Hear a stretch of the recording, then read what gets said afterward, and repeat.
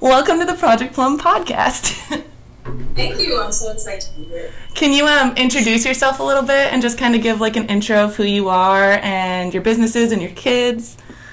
Sure. So my name is Nastasia Scott. I am an entrepreneur. I'm a mom of two.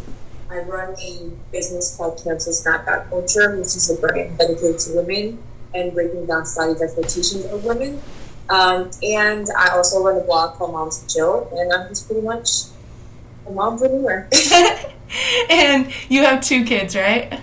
Yes. Are they are they both boys or? I have two boys. One is 1 and one is 3. That's 4 and 8. Oh wow! So they're both still super young.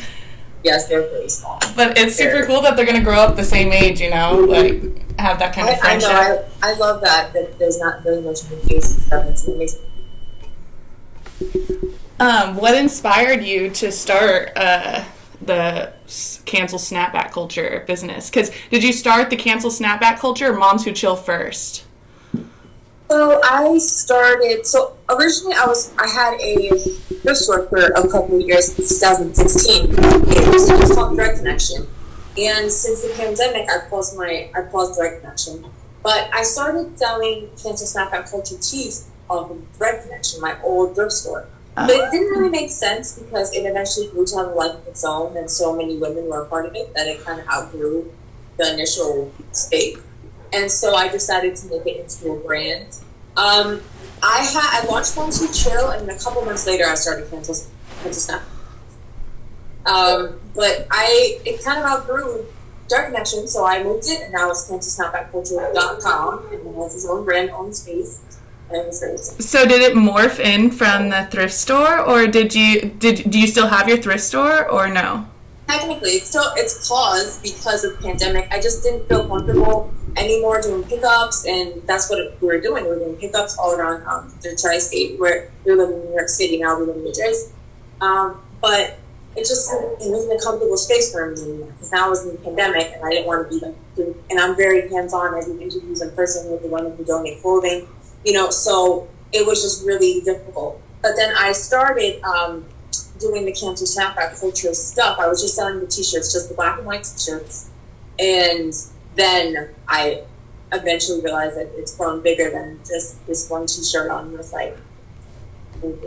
It's a little one.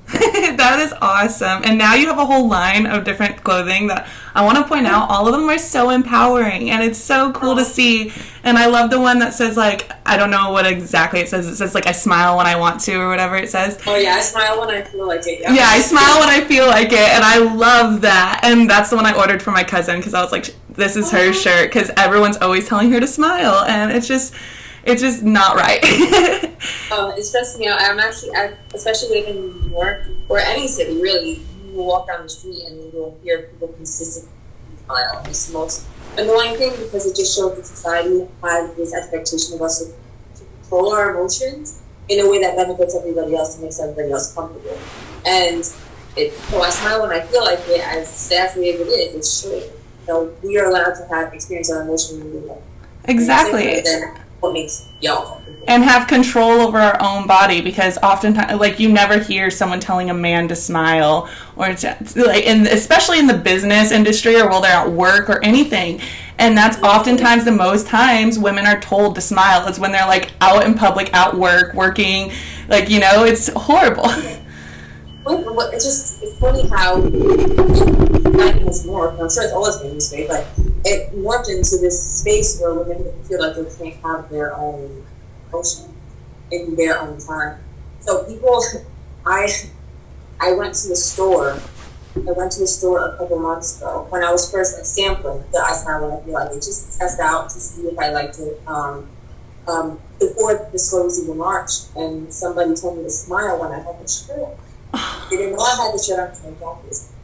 Did you just point to the shirt, or what? I just zipped my jacket up and I kept walking around the store. Oh my god. At the end of the day, it's just a scary world for women in terms of, sometimes what something you do trigger people. And the fact that you have to worry about that stuff as well. It's like, why do we have to give so much about what everyone thinks of? Why do we have to crossing the street or going down to the store or just being in a situation like that was wanting to express myself, but feeling, oh my god, what if this person gets offended? It's like very weird space. Yeah, the most times it happened to me was actually in college. So, and in college, I would just walk around campus with headphones in. And I had people literally stop and like try to talk to me about things with headphones in, and I've been told to smile more with headphones in by a professor. And it's just like, I don't know, it just shocks me when it happens, but at the same time it doesn't, because you like learn to just expect it at that point. I expect it, but I don't accept it. That is awesome. All these things I expect to happen, but I don't accept it for my life and for, the women in my life. And raising two boys, do you consider these things that happen to you when you're raising them to teach them better? Yeah. I absolutely do. That's a great question. I'm surprised I've never been asked that, all these podcasts and stuff. I honestly, I'm very careful about the things I say to my kids, because I don't ever want them to grow up and think, that the world is a certain way that it's just not. So I'm very honest with my kids. I let them know exactly what goes on within reason.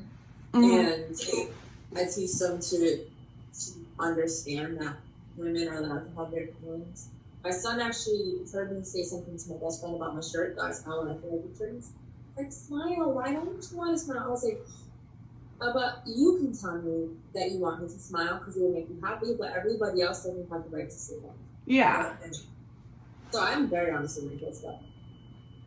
I don't want them to ever grow up and stifled when they can't express themselves and express the questions that they have, because they can ask me any questions. Why don't they talk?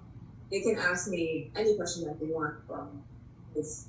I want them to understand the power that women hold, not be afraid of it. Because a lot of the issues that women have with men is just fear of women's power. Yeah, they weren't taught a certain way, and it portrays itself when they live their life. Yeah, it's like the whole. Think about all the times that a woman has been called a slut or like this and that. But a man could do the same exact thing and nobody can recognize. And so it's so strange to me, because I was teaching at a point. That's actually where my education is, teaching. Oh wow! Okay, that's awesome.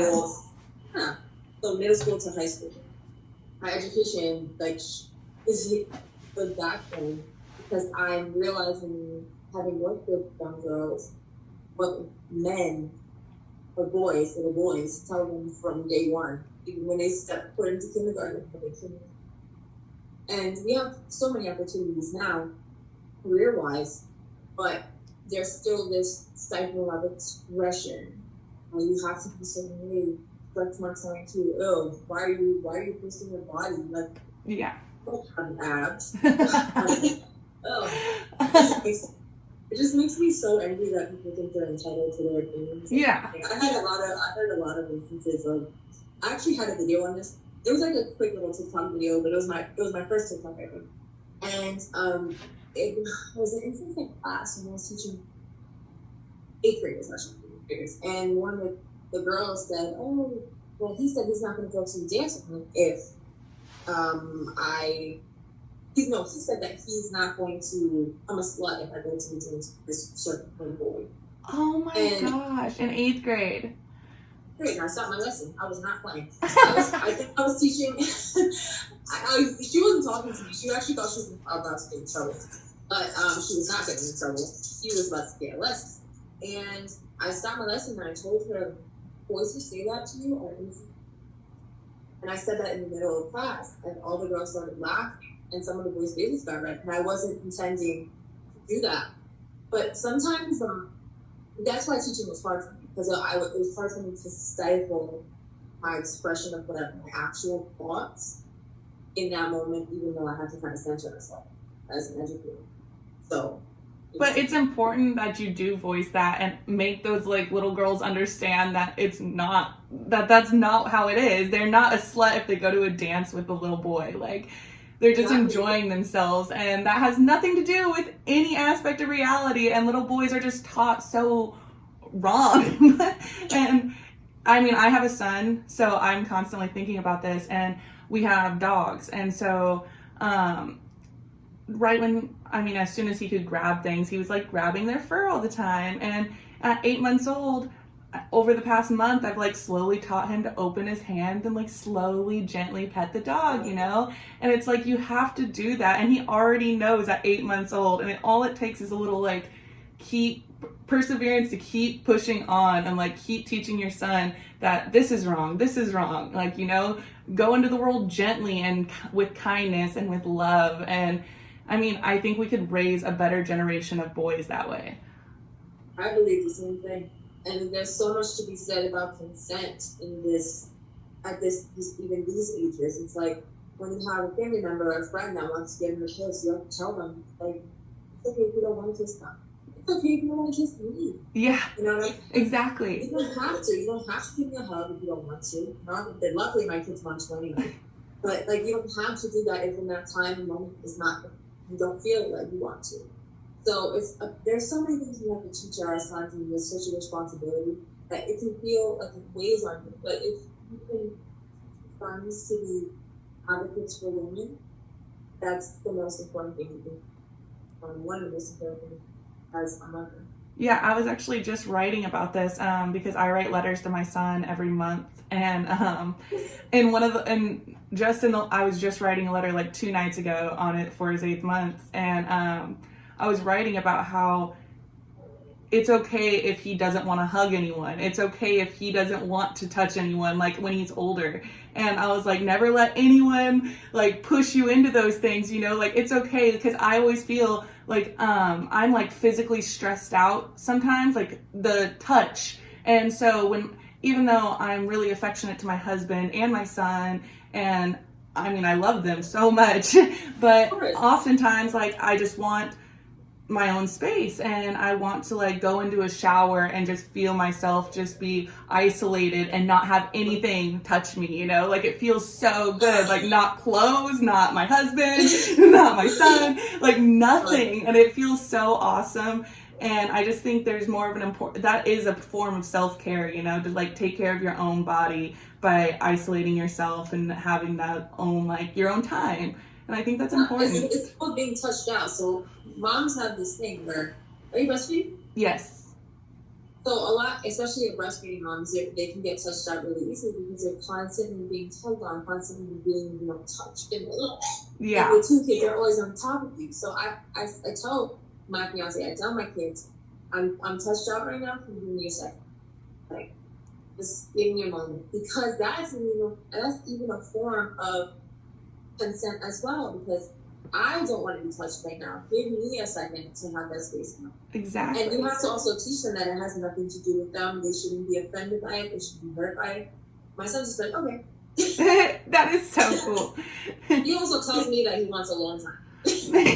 Oh, that is awesome. I need a long time right now. Okay. But for him to be able to voice that is so important too. Like even at this age, because that's probably your 3-year-old or 3-year-old, yeah. So, yeah, it's just so important for him to be able to voice that he wants to be alone at 3 years old. That is cool. Yeah, I love it because, first of all, it gives me a second. But his problem is that he's locking his door. Stop that. He goes, and I learned how to lock all the doors from the outside. Oh my gosh. Because he's like locking his door to go to the bathroom, locking his door to go to sleep. I'm like, boy, that is not safe. You're supposed to be out there. That is so funny. He's definitely fun. So one of my favorite things about cancel snapback culture is your focus on women empowerment and focusing on body image especially. I really love that you're so open with like sharing the stretch march and sharing bodies after postpartum, because it's so important, I feel like, for moms to like have that healthy, realistic viewpoint instead of looking. Because I know even personally when I was pregnant last year, I had friends of mine who had babies and they were posting pictures like in like little mini skirts and their belly showing, and they didn't have any stretch marks showing, no cellulite, and I'm like, oh my gosh, and they had babies like 2 weeks beforehand, and I'm just sitting there feeling so insecure. And I was probably like, I remember one instance in particular, and I was like 9 months pregnant, and I was huge, you know, I was bloated and I felt gross, and I'm just looking,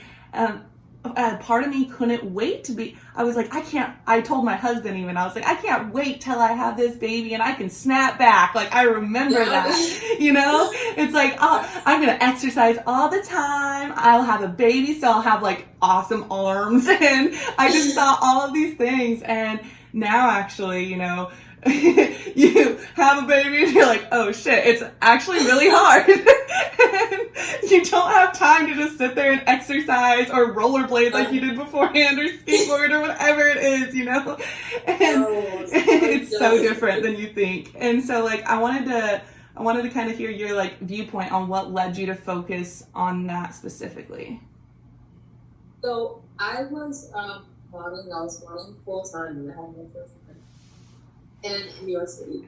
And I felt like I had to snap back just because of my job. So when I was finished having my baby, I was like, okay, I have to start working out right away. Because how am I going to go back to work if I have stretch marks and I have all this weight on?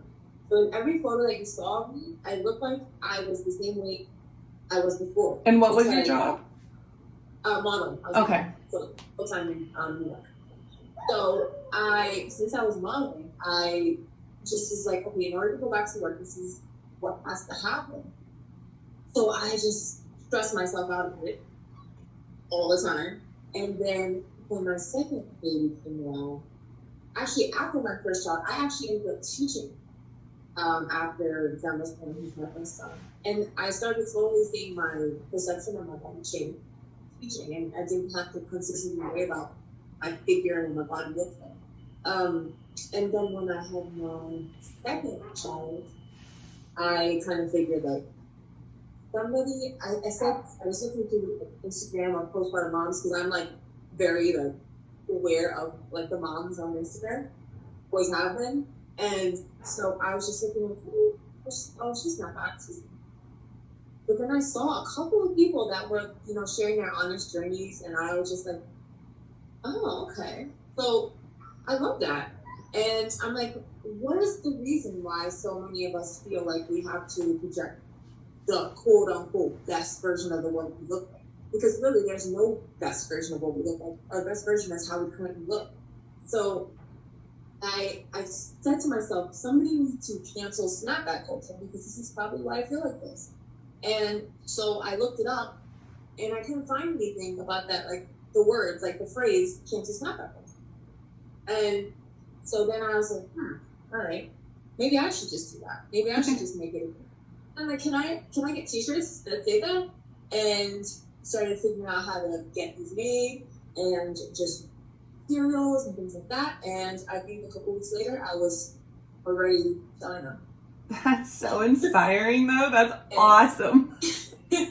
So the thing for me that was big is like, even with Dark Connection, I don't really believe in having a business and not getting to a worthy cause. I've always believed in that.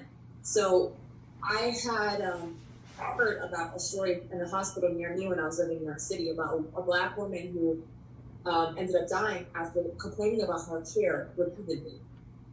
Was complaining about, she was, you know, just had a baby, and she was saying like, I don't feel well, something's wrong with me. I'm tweeting things about it as well. And she ended up dying, and her voice was not heard. And this is not an unusual circumstance for Black women. No, Black women are usually, it's like 30% more chance of their baby dying more than white women, which I want to focus on at Project. And themselves as well. Yeah, and themselves, yeah.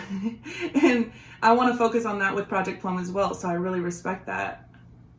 Shades of Blue Project is an organization that we donate to, and they prioritize the mental health, postpartum health, and maternal care of Black women. And since I'm a part of that community, I just have developed such an appreciation for this organization, because, you know, what if it had been me? What if it had been one of my family members? You know, it's just very very scary to know, but know that there are organizations that help that cause is really important. Really important. So cancer snapback will donate to that organization because just makes me feel like I'm trying to do something. I'm doing as much as I can. So anybody, I would definitely advise checking project. That is amazing. And what's the organization? What's it called again? Shades of Blue. Okay, I just wanted to focus like on the name. But that is amazing that you do donate to them and that you do have a focus in that, because I know like even my own journey, like I mean, I know it would probably be even worse if I was of color, but going through the healthcare system, like I had the doctors that I dealt with were so insensitive, because the reason why I started this is because I had a miscarriage in 2019. And even going through that, like there was no sympathy, there was no empathy, there wasn't even an importance on trying to figure out what was wrong, even with the pregnancy. It was just like, okay, well, because I had gestational hypertension. And they didn't try to teach what to do or how to calm or anything. It was more of just like, okay, here's your induction date and we're gonna get the baby out right away. And that was the only focus. And I mean, I had to move to a certain doctor, the one that dealt with my miscarriage, after being told I had gestational hypertension. And I remember he called me after I gave birth, and it was like just a phone appointment for my son. And he couldn't even recall my name or my son's name or like the situation. And he was like, did you have a boy or a girl? Did you have any health problems? I'm like, don't you have my record? Like, you were my doctor for the past 2 years and you don't even know my name. You don't even know what I just gave birth 2 weeks ago and you can't even like remember. And I know there's such a shuffling of patients, but that lack of care is so wrong. And apparently a first world country, you know, like we should be more focused on our healthcare, like way more, especially for the generation that, or the people that are birthing the next generation, you know? Exactly. There is this, of course, there's a huge discrepancy and, you know, the doctors that are available. But at the same time, these physicians chose to do their work. And every woman deserves individual team works at an office, you know, OBGYN, and the doctors there, they focus on every single patient, remember everything about them, remember their names and everything. And there are physicians out there that are like that and will genuinely, you know, connect with patients and, you know, feel their pain. So I don't want to discredit them at all, but then on the flip side, there are definitely a lot of physicians that don't take women's quite seriously, especially if they're not able to feel that pain themselves or they never felt that pain. It's definitely difficult. I never want to advocate for only having women doctors, physician doctors, but with female physicians. But some women only see female physicians because they want someone to be able to help them. Yeah. But for me, it's really just about the doctor. Make sure you're ready on the doctor, speaking to them. And if you decide, or even in the third appointment, that you don't want that doctor, change it. I changed mine, you know? So it's really... And that's what I kind of learned going through the experience. Like, we had to switch insurances just because of that, because I was through Kaiser, so you had to go through only a Kaiser doctor, you know? So there was actually only 2 high-risk doctors for pregnancy. So I really didn't have an option through Kaiser. So transferring, I was able to like actually look at doctors for him. And so I took the time to like interview different doctors, and I felt so good, you know, like it was just like, I'm not going to let what happened to me happen to my son. Like I felt so proud, and I learned how to like advocate for myself through wanting my son to have good health care, you know. The way that you advocate for your kids, how you also have to advocate for yourself. That's something I've learned. Just like, you know, I say all the time on my show, it's you never even consider not changing our kids' diapers when we wake up. We never even consider not feeding them, taking them baths. But we use it as just like an option to take care of ourselves. And that's the weird thing. It's like there is no option. Just like you care for your child, care for yourself. And that often goes to the back burner. For me, that went to the back burner a lot, especially my second child. I wasn't showering for like 3 days because I was just overwhelmed with two kids. I was like, wow. And then when my kid got the flu, while I still had a couple of baby that was like 2 months old. So it was, you just have to really prioritize that, or else everything else just goes to. And how did you manage that, transitioning from one kid to two? Because I did want to talk about that anyway, so. So from one kid to two, for one kid, I was like, I felt like I was like pretty much up to here in water, up to my nose in water. And then the second kid, it just like water went over my head. Pretty much. It was overwhelming, and then it was really overwhelming. I was like, oh my gosh. So I figured like, if I had like 5 kids, I would be like 6 feet deep. That's how I feel. I'm like, I've always said, oh, I want like 4 kids. But when I tell you, it's so, when they get older, it's, your life becomes so much easier. Now that my son's 3, 4, he asks for his own food, like asks for exactly what he wants. Oh, the communication is so important. Try to teach your kids to speak as soon as you possibly can. My kid knew body parts, all his body parts before he was 2 years old, because I wanted to know what hurt on him. You know, it's really important to just have them communicate as fast as possible within reason. Don't rush them. Yeah. It's their own process, especially, you know, being an educator, I always focus on that. Like, I definitely, it gets easier, really. You think it doesn't, but it really does. Does your 3-year-old help with your 1-year-old at all? Helping? Well, like, I'll ask him, like, throw diapers in the garbage, or, like, you know, little things like that to make him feel food, or put dishes in the sink. But there's only so much he can do within reason before he's off on to the next thing, and more of my apologies. Yeah. I gotta just do my best. Are you more of like a scheduled kind of mom, or do you kind of just go with the flow? I am very go with the flow. I could not lie to you, because I'm a full-time entrepreneur.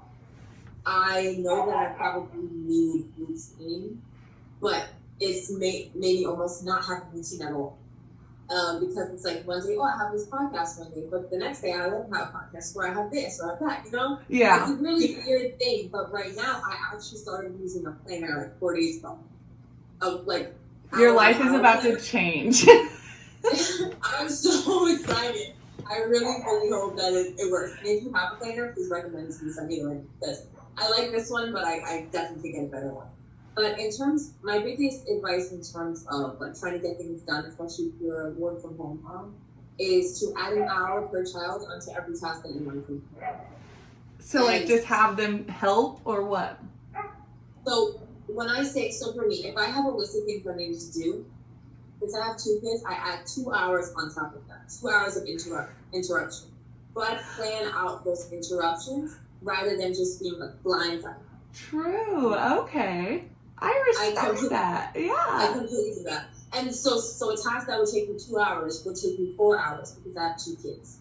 Okay. So, yeah, Moms Who Chill will tell you all about that. I'm very into like a looser schedule, but accounting for anything that could go wrong. Yeah. No, I was checking out Moms Who Chill actually because I originally just followed Cancel Snapback Culture, but then you make hilarious videos. Like, when I was checking it out, I was like, this is so funny. So if any moms want to see some funny content, Moms Who Chill. But how did you kind of deal with being a mom and having your own business? Like, has it been difficult? It's really difficult, and I always say that I need one extra person in my house. Like I always say, I need one person to help, just one extra person. And because I feel like my time is divided so much but the thing that will never suffer is my kids. So sometimes I take longer to like get an order out, or I take longer to schedule this meeting. But at the end of the day, you know, my kids do come first always, so I have to just prioritize them, but make sure I get what I have to. Yeah. And when it comes to my business, I'll never let an order take longer than, you know, a day. So I always set myself up for that. So God forbid when I take this day, I'll have somebody else help do it for me. You know, it's that kind of thing. I just have to make sure I balance it out, you know? Yeah, definitely. Do Do you plan to open up your thrift store again after the pandemic? I gotta see how it goes with the pandemic, because I'm the type of person that's gonna be wearing like a mask a year after everybody else is. Like honestly, I will be wearing a mask. There is I do not care what anybody says. It's gonna look at me like I was crazy. Not only that, but I was one of the first people in my area when I was living in New York to be wearing one in the store when this thing first happened. Like people. Well, living in New York, that is crazy. You were in the midst of everything. How was it like mothering and living in the middle of New York during the pandemic? My zip code was one of the highest COVID sites. That is my zip code. My small little tiny zip code. But luckily we actually moved out. We moved out of there because of just what's going on. We moved out and moved into New Jersey in a smaller town. That's awesome. It was a lot. Yeah. It was definitely a lot. But yeah, people would make fun of me and like Rite Aid. I remember specifically these two women who obviously didn't have masks on. They were like, honey, I'm not taking no risk. I wear a mask if I'm sick.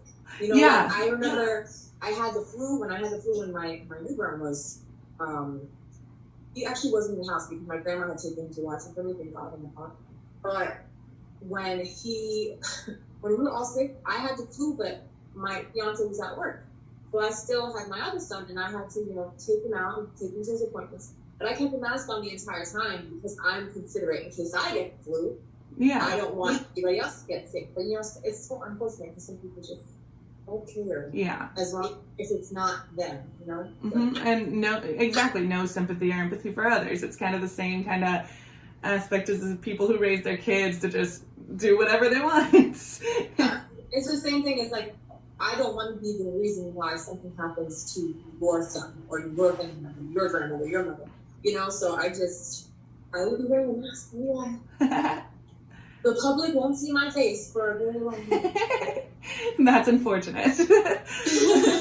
But that's why Instagram is so important, because that's the only time I ever can exactly, yeah, seriously. But it also, I think, stems creativity. I know this pandemic has made me a lot more creative and focus more on my creative outlets, like painting, which I haven't done forever. And I randomly painted this room a chalkboard paint, and just things like that. It's just, and I got a sewing machine to try sewing. So it's just different things. I do think the American people didn't need, because there was such a focus on just business and money and just trying to get more of it and trying to focus on that instead of family and love and creativity.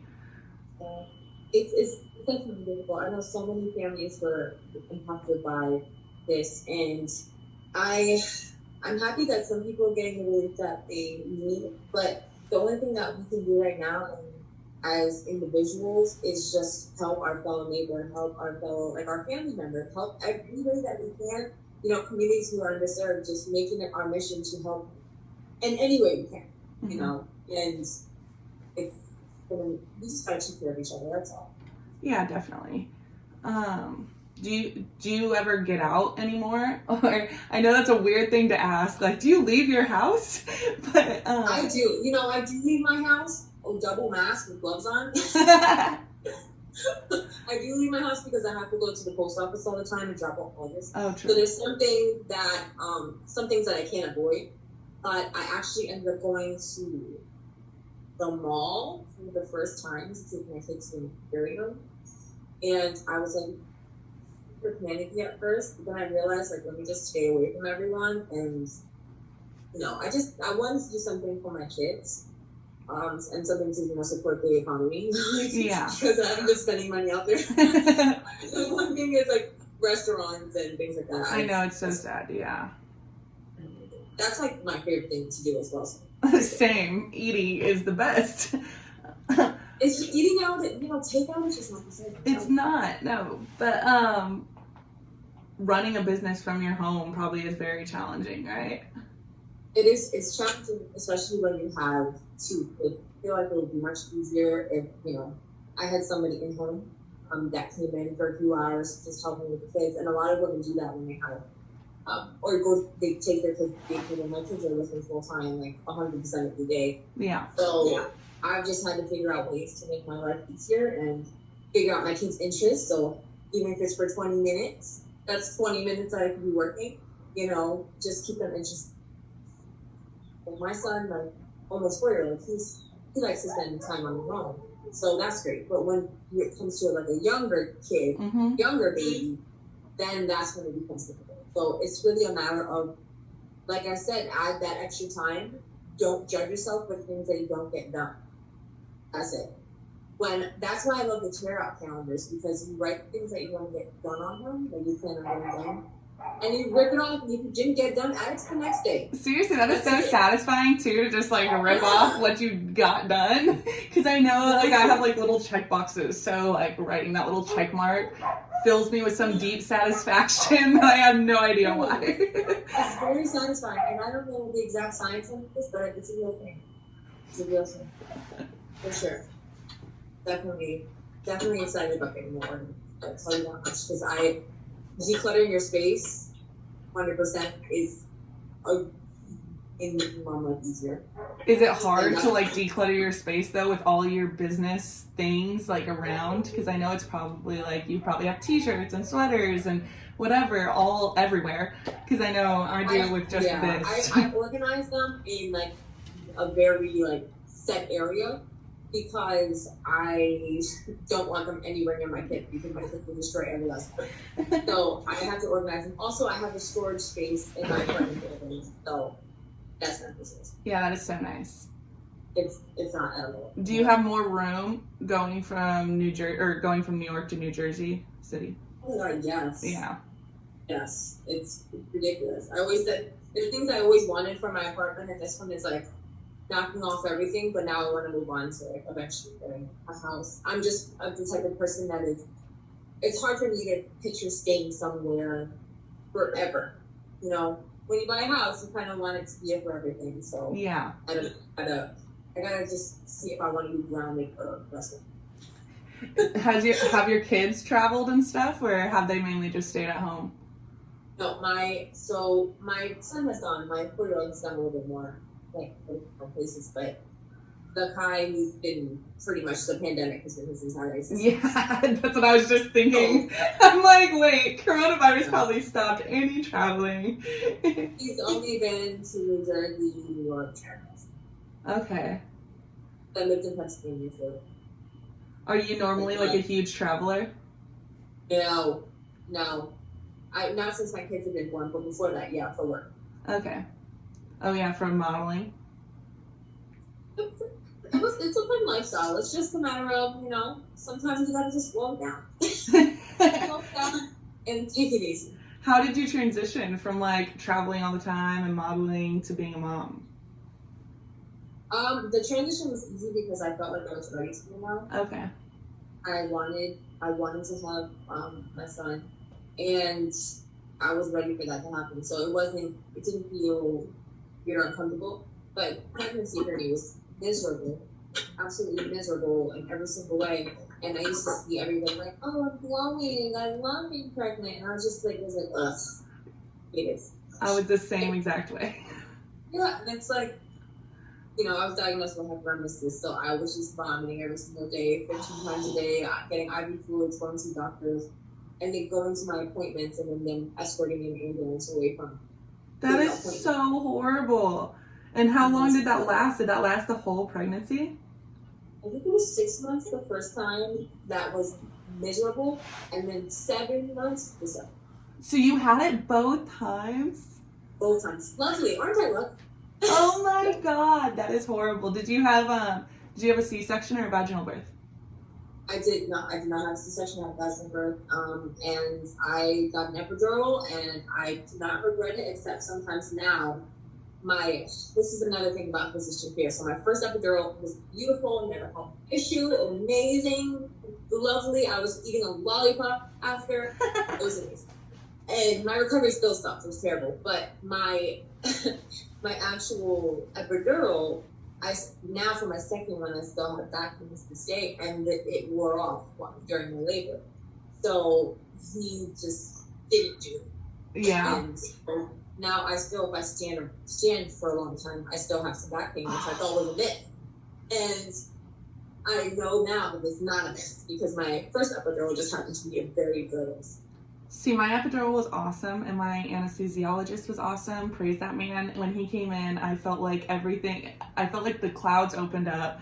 And I just kept saying to my husband, he was my boyfriend at the time, but I just kept like telling him like, thank God for anesthesiology. Thank God. Exactly. I never had any intention of not having an epidural. I always knew I would have an epidural because my pain tolerance is unbelievably low. And I don't think there's any shame in that. If you want an epidural and you need an epidural, freaking get one. Exactly. And I felt like I was floating on clouds. I felt like that until the birth. Then it wore off right during the birth, and he didn't tell me that I could press a little button to like release more. And so I was just like screaming in pain, and the doctor wasn't in. It was just a nurse at the time. And I was fully dilated, and she told me the doctor was going to be there soon. And I just started like crying and screaming, and she goes, the woman next to you doesn't even have an epidural, and she's not screaming as loud as you. And I've never wanted to like punch someone so bad in my face. Like, what? First of all, that is not even appropriate to say. And second of all, like, I pressed that button so many times, my finger almost fell off. I was like, give me more. To the point where my doctor was like, you need to stop because I just kept pressing. That is hilarious. I was like, no, this is not happening without this. So, get it together, let me press this button, or else I will give up. You're not going to technically give up. No, seriously, I felt like I was going to give up, and then it's like, you can't. Like, you just you have to keep going. There's no way out except through, and it's like, I don't want to go through. Exactly. I was threatening everybody, and I wish that I did in retrospect, but they were all trying to help. But at the same time, I was looking at my fiance like, you did this. Exactly. You did this, and I had no part of it. You did this. Aside from the throwing up, how was your pregnancies? It sucks because I know that there's so many amazing women out there that just want desperately to have babies, and they want to be able to get pregnant. And so I sometimes are hesitant to say how I feel about my pregnancy experience because it overall was not pleasant for me. It just really was not. And I almost felt a sense of guilt because I never heard anybody else say that. Like, they just didn't like it. Everybody else, and that they had all these issues because everybody else kind of made it seem like I relate to this so much, just so you know, because I felt the exact same way. Like I said, I don't enjoy my pregnancy either, but even though my mom was trying to like be encouraging and good, it was not good because she would always continuously tell me, you need to appreciate your pregnancy, you're gonna miss it, like be happy, appreciate it. And it's just like, it drove me so crazy. Like I would just like go to my husband pissed and crying, and I don't appreciate any of this, you know. But you appreciate the outcome, but exactly. It's okay to not be happy about the actual experience, the actual feeling of it. The outcome is what you want. You know, you want a healthy baby because, let's face it, our babies are the most important thing in the world to us. But it's just really a matter of, it's not even a matter of just not being appreciative. It's a matter of just not being able to get out of that feeling of when will this ever be over, you know? Am I always going to be sick? Am I always going to have these swollen, like, arms and legs and, like, all this pain? So yeah, and that guilt is so prevalent because, yeah, like, I had a miscarriage the year prior, so I was so focused on, like, is something going to happen to this baby that I would drive myself to such anxiety. And then I would, again, like you did, I would drive myself into the guilt of, like, some women can't experience this. Some women, it takes years to get pregnant, you know? And here I am pregnant and I'm sitting here complaining the whole time. And, but I feel like it's okay to do that. Like sometimes pregnancy does suck and sometimes not getting pregnant sucks. And I think there's just so many aspects of hardships and negative emotions when there is some sort of trauma, no matter what that trauma is, whether it be having a baby or having an abortion or having a miscarriage or whatever it might be. There's trauma that comes with that we do need to go through. And it's okay to go through, you know, like it's okay to feel those emotions no matter what it is. We have to stop being so hard on ourselves. Exactly. We're so used to people being dishonest that when people are honest, it's like confusing to us. Exactly. So I tell people like, no, I didn't like it. I hated it actually because I was so sick that they thought I was gonna freaking die. So it's like a matter of, well, I'm not a fan of this, but that doesn't mean you should be, because I know that there are people that, mind you, I was bitter when I used to see women like, oh, I love being pregnant while I was pregnant, but now I'm like, that's good for you, sis. Like, I'm happy that you have had that experience because at least it lets me know that it's possible for other women. For me, it seems to not be possible, you know, in terms of, you know, other women. And I would want more kids. It's just really a matter of, I want to be around for my other kids. You know, I genuinely do have a fear that something would happen to me if I didn't have hope. And that's maybe not rational, but it's just the reality of, you know, the experience that I have. Very true, but at least you went through it, and at least you're here on the other side. Exactly, and now I have these children running around destroying all my furniture. I know you said you wanted 4 kids. Do you still want 4 kids? If God like said to me, hello, hi Nastasia, you will not have hyperemesis and everything will be fine, then yes, 100%. If God said to me, you will have hyperemesis and you and the baby will be fine, then I would consider it. Well, you better do a lot of praying. Yeah, seriously. Because as long as me and the baby are fine, like I'll consider it. But like if there's a possibility that it wouldn't come to fruition, that's the thing that scares me. Yeah, so definitely. You know, that's what I'm going wait. I would love him too. I really would love daughters. You know.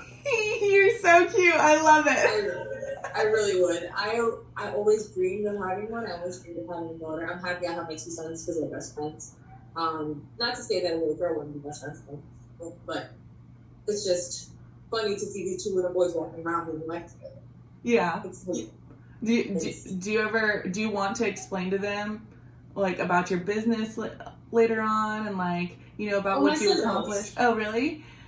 Yeah, he knows. He's very smart. He's very, very smart. He's very emotionally intelligent as well. So I speak to him like I'm speaking to you. I don't speak to him baby talk, never have, never will. I don't speak to either of my kids. I agree with that. Because I just want them to actually use real words and know what anatomically correct body parts are. Exactly. I don't want them to go out into the world and be confused about what body part is which. Because that can be dangerous for kids. And yeah, I'm honest with them. He knows. I'm like, we have to go to the post office because, of course, there's an extent of understanding that a kid can have that age. But I say I'm going to the post office because I'm going to mail out my sweaters, going to mail out my shirts, going here and there. I'm working right now. So keep your kids involved with whatever you can.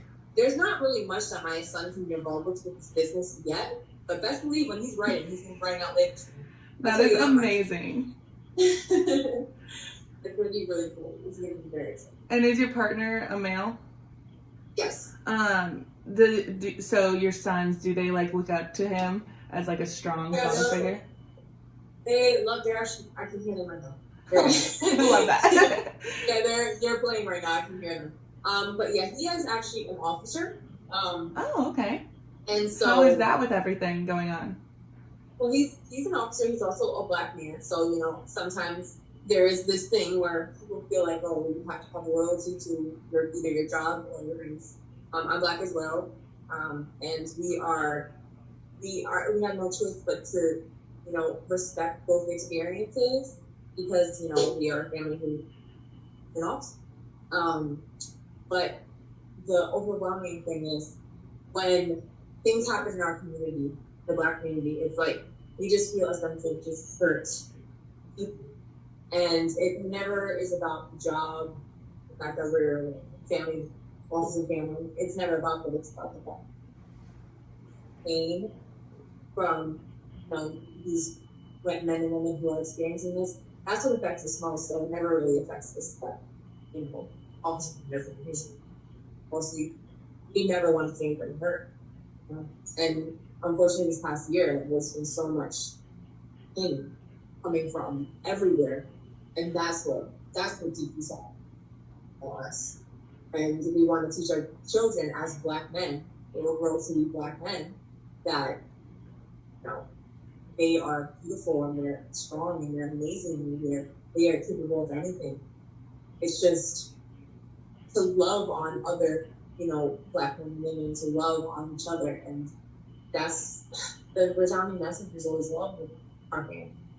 And,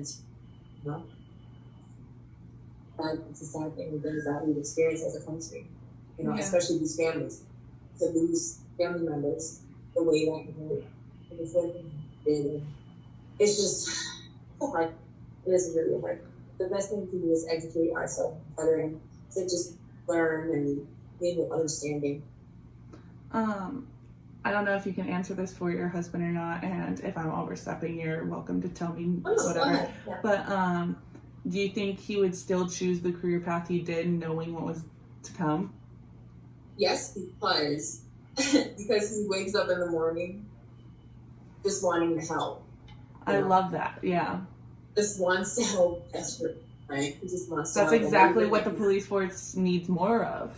And exactly. If it's just want to love people and help them. That's really all it is. And we feel deep sadness for everyone who's ever lost, someone in this. And I think there's no, we can't condemn a profession. We can't condemn a profession. We can condemn it as people. Yeah. We can condemn racist people. That's what you can condemn. Exactly. But it's just very hard. But if your mission is to just wake up help people, then how do you deal with talking to your sons? Do you talk to them about like your husband when he goes to work? Your fears. They know he's an officer, but what was funny is that he sometimes cartoons the officers the bad guy, and that is very confusing to a child that has an attitude bad because it's like, I'm a bad guy. But when I try to explain, I'm like, there are bad people in every profession. Yeah. Unfortunately, there are bad people in every single profession, and you have to take note that when you're walking out into the world as a Black man, that there are people, no matter what profession, that want to harm you, want to make it so that you can't, climb the corporate ladder. There are people that just don't want to even see you just because. They have hate in their heart. And that's something that you have to teach children, and it's unfortunate. But my beautiful brown little boys, I will teach them that no matter what anybody says, you value yourself. You value other Black men, you value Black women, you value all races. Doesn't even matter. We love, first of all, we're huge K-pop fans. So I love that. Just a random. Exactly. So we love Korean culture, but we mostly listen to Hindi music. That's what we listen to. That's so funny. You don't speak the language. Always. You should see us. Our favorite song is called Boston, but I don't know if I'm pronouncing it. And there's another song called Photo that we love. We just vibe out to the music, and it's just, we just like to be a melting pot of cultures in my household. I love that though. Appreciating the true creativity of another culture. Yeah, and the art. Yeah, exactly. I don't understand what they're saying, but that's okay because I guarantee you, most of the things that I say don't even make sense. So. No, I have a best friend. She's just like the whitest girl you'll ever meet. She's just bleach blonde hair, freaking just bubbly, just the typical little white girl. And she went to college in Puerto Rico, and she can dance, and all she listens to is Spanish music. And she married a Puerto Rican man who speaks mainly Spanish, and she doesn't speak any of it, an inkling of Spanish. I love that. She sits there and gets down with them, Yeah. See, my mom is Puerto Rican, and so I'm Puerto Rican and Black, and I just feel just loving those cultures, and it's just such a beautiful thing, and I'm so appreciative of the fact that I'm able to see so many different perspectives just because of the people in my life. And yeah, I did my ancestry DNA because I just want to see exactly where everybody is from, and I was so excited because I was just everywhere, a lot of countries in Africa, and it was just amazing. That is so cool though to see where you are everywhere. Yeah, there's so much to celebrate about humanity. There's so much negative stuff because of the people who just can get out of their own way and out of their own sadness and their own anger and their own pain. But it's our job to just, if they can't change, to distance ourselves from them and, know that no matter what they say, what we're beautiful and we're important and we're valued and so our kids, no matter what. I think that's a perfect ending to this. If you want to wrap it up right there, unless you have anything else you want to talk about. No, I'm just excited about, being able to spread this message of love and obviously cancel snapback culture is, you can find us on cancel snapback culture on Instagram, cancelsnapbackculture.com, and then me, Nastasia Scott. Oh, and Moms Who Chill. And Moms Who Chill has 3 L's for no reason other than the fact that I like how it looks with 3 L's. I'm just an extremely random human being sometimes, but it works for me. Nastasia, you are awesome and you are beautiful, and thank you so much for being a part of this.